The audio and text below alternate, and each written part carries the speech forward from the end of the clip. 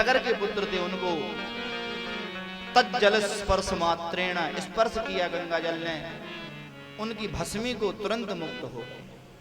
अच्छा, एक बात सोचने की है, गहराई की है, तन्ने की थोड़ा सा अंतर बता दे।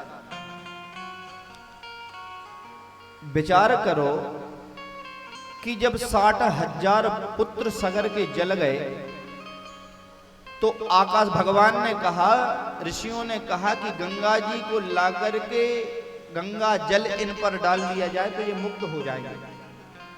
तो उस समय नर्मदा मैया बह रही थी, क्योंकि नर्मदा जी गंगा जी से पहले आई हैं। तो उस समय नर्मदा जी बह रही थी, तो चाहते तो नर्मदा जी में भी उनकी राख डाल देते तो मुक्त हो जाते, पर नर्मदा जी को नहीं कहा, गंगा जी को लाओ तभी ये मुक्त होंगे।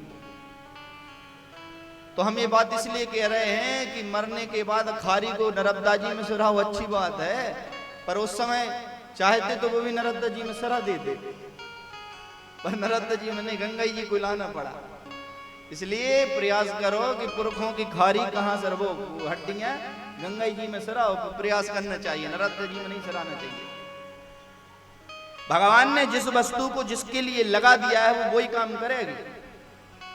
अब सोचो कि अग्निदेव है, अग्नि में भोजन बनाओ, भगवान ने अब जल में थोड़ी भोजन बन जाएंगे, जल में डोलो तो छुर जाएंगे चावल। नर्मदा जी पापों को नष्ट करती हैं, ये बात सत्य है, पर नर्मदा जी अपन को देखो मुक्ति देंगी, श्रद्धा से भजो, मुक्ति तो वो देंगे, पर भगवान ने विष्णुपति गंगा जी को ही मुक्ति देने के लिए भेजा। ले कि लाने पुरुषों की हड्डियों में वही में डालनी चाहिए, गंगा जी में प्रेम से बोलना पड़ेगा। नहीं चाहते तो इतनी बुद्धिमान जीवी हैं, राजा सगर बुद्धिमान उनके, और वशिष्ठ जी साक्षात बैठे हैं उनके गुरुदेव, वे चाहते तो गंगा जी के जगह नर्मदा जी में विसर्जन करवा देते, पर नर्मदा जी में नहीं करवाया, गंगा जी को लाना पड़ा, तपस्या करी। इसलिए पुरखों को गंगा जी में ही उनकी अस्थियों को विसर्जित करना चाहिए, प्रेम से बोलना पड़ेगा। अब ये बात अलग है कि भैया 4-5 मोड़ा है, पिताजी मर गए, सो कोई खर्चा नहीं करना चाहता, सो भैया नर्मदा जी ले चलो, का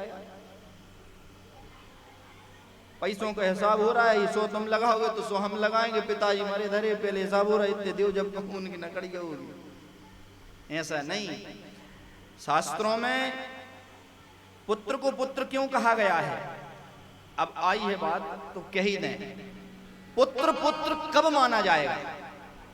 शास्त्रों में लिखा है, जीवितो वाक्य करणाक्षाहे भूरि भोजनात् गयायाम पिंडदानश्च त्रिभिर पुत्रश्च पुत्रता। यदि पिता पुत्र को पुत्र कब माना जाएगा, पुत्र सब ध्यान से सुने, उस पुत्र को पुत्र कब माना जाएगा, बोले जीवितो वाक्य करणाक्षाहे, पिता जिंदा है और पिता ने कुछ कार्य करने को कह दिया है तो पुत्र को जी जान लगा करके, चाहे 10 पुत्र हो, जी जान लगा करके पिता की उस इच्छा को पूरी करना। जीवितो वाक्य करणाक्षाहे, पिता ने जो कह दिया है चाहे सब लुट जाए पर पिता की इच्छा की पूर्ति करे। भूरि भोजनात्, ये नहीं कि पिता 5 भैया 6 भैया 10 भैया बंटवारा हो गया तो भैया ऐसा है 1 महीना तुम्हारे